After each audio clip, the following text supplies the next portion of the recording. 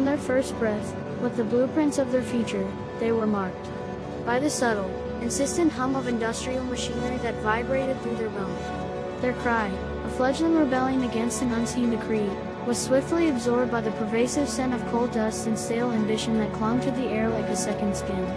No endless possibilities, just destiny. Instead, the lullabies were the rhythmic clang of distant forges, the low drone of shift changes, the weary sighs of those who had already walked the path laid out before them. Their inheritance was not property or privilege, a testament to generations who knew only how to embrace of toil. Their destiny, an inescapable way, pulled them towards the gates, the assembly lines, the fields of unforgiving earth, long before their tiny fingers could even grasp a tool. It was a birth not into freedom, but into a meticulously constructed, unyielding fate, where the very act of living was inextricably linked to labor. This predetermined path wasn't a choice to be made, but an inevitable current that guided them from infancy. The world they entered was not one open horizons, but of neatly defined roles, everyone a cog designed for a specific, vital function in the vast machinery of industry. Their unique spark, individual spirit, was gently, yet decisively, shaped to fit the existing roles. Their language, their very reality, were infused with the vocabulary of effort and the quiet dignity of work. They learned not through explicit instruction alone, but through the lived example of every adult around them, whose lives were a living testament to the unwritten contract they would soon inherit. The world didn't ask what they wanted to be, but subtly, inexorably, showed them what they would be: another pair of hands, another diligent mind, contributing to a collective output, their individual identity slowly, inevitably, subsumed by the larger, undeniable reality of their predetermined role. From the earliest flickers of memory, a different kind of reality began to assert itself. Playgrounds were not expanses for carefree exploration, but rather extensions of the work already being observed in the adult world. The concept of childhood as a protected, nurturing space was a luxury unknown, replaced instead by the omnipresent awareness of scarcity. Toys were not readily given, but rather salvaged, repaired, or ingeniously fashioned from discarded materials. This early immersion in necessity forged a practical, if joyless, understanding of resourcefulness. Lessons were learned not from storybooks, but from observing the relentless grind, absorbing the subtle cues of fatigue and worry etched onto the faces of those around them. The aspiration for individual expression, for the pursuit of a nascent curiosity, was consistently stifled by the more immediate demands of day-to-day existence. Formal education, when it was available, often took a backseat to more pressing household obligations or the nascent opportunity to contribute, even minimally, to the collective struggle. The idea of choosing a path, of cultivating a passion, was an abstract notion, quickly overshadowed by the gravitational pull of what was immediately accessible and, more importantly, affordable. Childhood dreams, if they dared to form, were fragile constructs, easily shattered by the stark realities of circumstance. The landscape of their youth was dotted not with vibrant opportunities for personal actualization, but with stark limitations, each one reinforcing the unspoken truth that their destiny was not one of unbound potential, but rather a preordained trajectory shaped by circumstance. The transition from a fleeting childhood to the relentless demands of the workforce was less a choice and more an inevitable descent. Each dawn brought with it the expectation of labor, a silent, pervasive understanding that their purpose was to produce, to maintain, to serve. The work itself was a series of repetitive motions, an unending cycle of tasks that required presence but offered no engagement. Hands moved instinctively, fueled by necessity rather than drive, performing the same operations hour after hour, day after day. The hum of machinery, the rhythmic thud of tools, the incessant clatter of production, these sounds became the only soundtrack to their existence, a monotonous symphony that drowned out any whisper of personal aspiration. The concept of passion, of finding joy or fulfillment in one's occupation, was a foreign, almost absurd notion, an indulgence reserved for those in stories, never for those tethered to the assembly line or the endless row of fields. The days blurred into weeks, the weeks into months, each one indistinguishable from the last. The worker became an extension of the machine, a cog in a vast, impersonal industrial apparatus. There was no room for creativity, no space for innovation, only the rigid adherence to procedure, the unquestioning execution of assigned duties. Breaks offered fleeting moments of respite, punctuated by hurried meals and the strained silence of exhaustion, before the inevitable return to the drudgery. The individual identity slowly eroded, replaced by a collective anonymity, a facelessness shared by all who toiled in the same relentless pursuit of subsistence. The work provided nothing beyond a meager wage, a means to defer hunger and shelter, but it offered no intellectual stimulation, no emotional reward, no sense of contribution beyond the quantifiable output. The rhythm of the worker's life was a predictable, unrelenting loop. Each dawn brought with it the same dull ache in their muscles, a premonition of the day's toil. They rose not with the promise of a new beginning, but with the weight of an unavoidable continuation. The simple act of preparing for the day was a mirror reflecting the previous one, the same worn clothes, the same meager sustenance, the same silent trek to the workplace. Hopes and dreams, if they ever existed, had long since withered, replaced by a singular, overriding objective, to merely endure. The struggle transcended physical exertion. It was a battle against the insidious erosion of spirit, the silent surrender of ambition to the relentless demands of the present. Every action, every breath, was geared towards the most basic form of existence, a continuous act of maintaining a fragile equilibrium against the forces of destitution. The tasks were a hypnotic blur of repetition, each movement a carbon copy of the last, stealing moments, hours, entire days. The worker moved with robotic efficiency, a machine in service of a greater and different mechanism. No room for innovation, no reward for initiative. The end of one day offered no respite, merely the promise of its identical twin at sunrise. Life became a series of indistinguishable units of time, leaving no mark of individuality. The struggle was not to overcome, simply to keep going. Even amidst the relentless churn, there were moments, fleeting and often manufactured, when the worker sought a flicker of something more. These were the evenings spent in the glow of the local pub, where watered-down ale offered a momentary reprieve from the day's drudgery, and the boisterous chatter created an illusion of camaraderie. Few coins were gambled on lottery, the whisper of hope that a sudden windfall could shatter the iron grip of their reality. Or perhaps it was Saturday afternoons lost in the pages of a novel, an escape into worlds vastly different from their own. Each of these attempts, however, was anchored by a quiet desperation, a tacit understanding that they were merely coping mechanisms, temporary diversions designed to dull the sharp edges of an otherwise unforgiving existence. The joy, when it came, was shallow, easily dispersed by the return of Monday morning or the harsh realization that the novel's final page brought them no closer to their own happy ending. The search for meaning proved even more elusive. There were brief forays into community gatherings, a fleeting curiosity about local politics, or perhaps a tentative engagement with a religious service, hoping to find solace or a grander purpose beyond the factory floor. But these avenues rarely yielded lasting satisfaction. The grand pronouncements of leaders felt hollow when stacked against the persistent ache in their back and the gnawing hunger in their stomach. The promises of a benevolent deity seemed distant and abstract compared to the tangible weight of their daily burdens. Each exploration eventually dissolved into a familiar sense of futility, leaving the worker with a bitter taste of unmet expectation.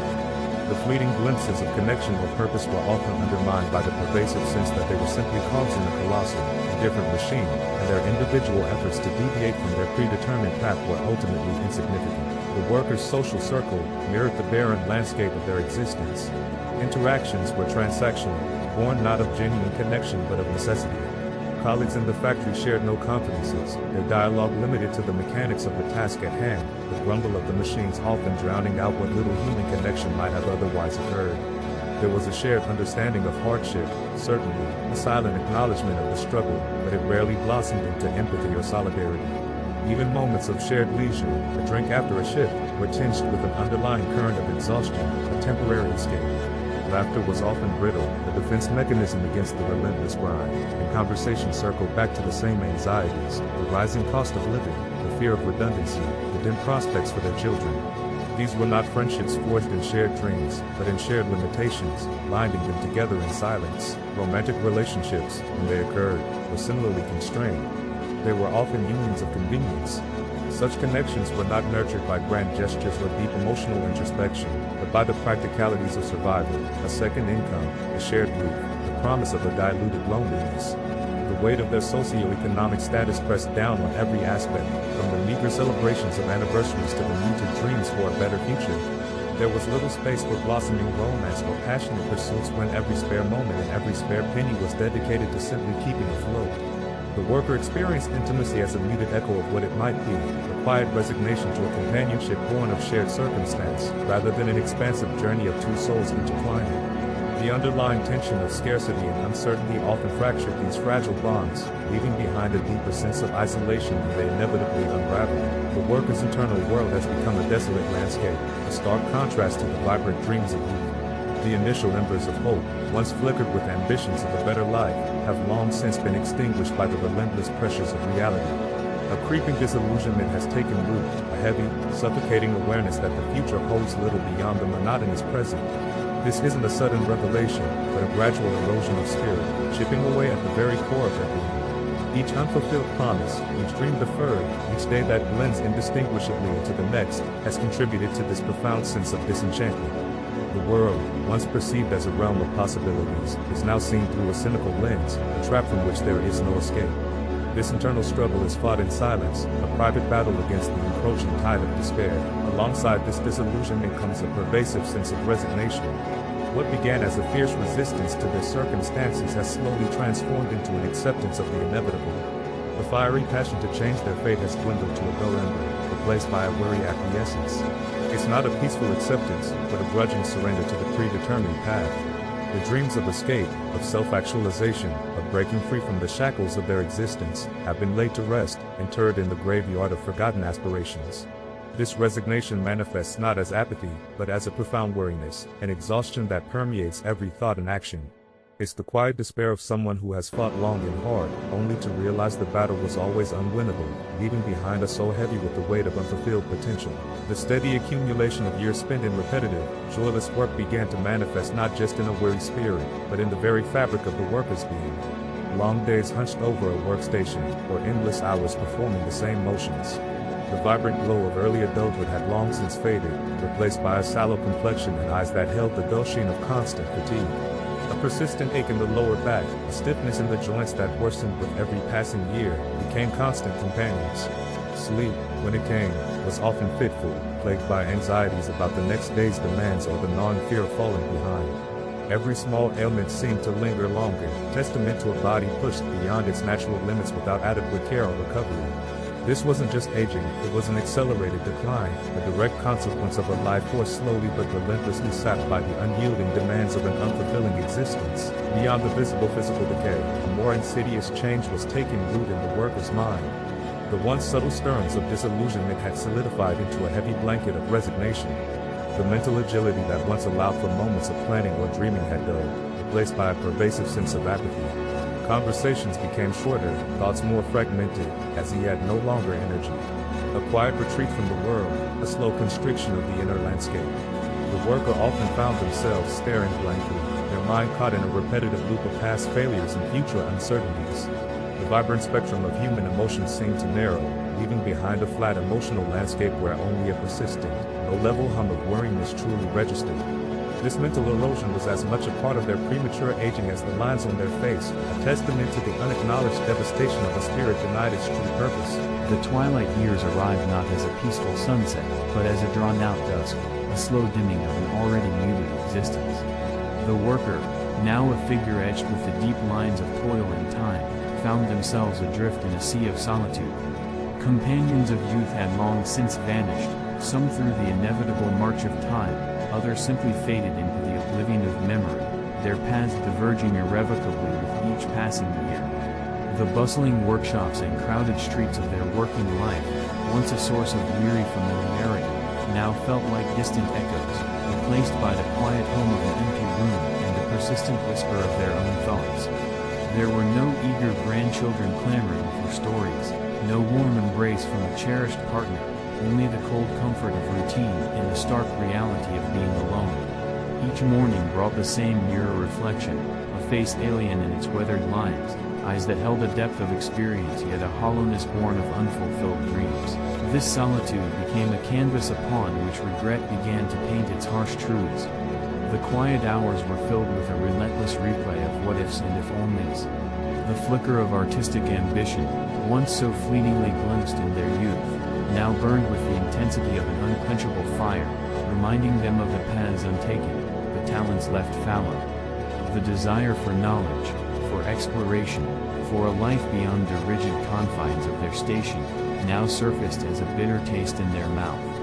The realization dawned with a crushing weight, The potential they carried within was not merely untapped, but utterly wasted, sacrificed on the altar of mere survival. It wasn't a sudden epiphany, a gradual understanding that the grand tapestry of life they had imagined for themselves had been reduced to a few faded threads.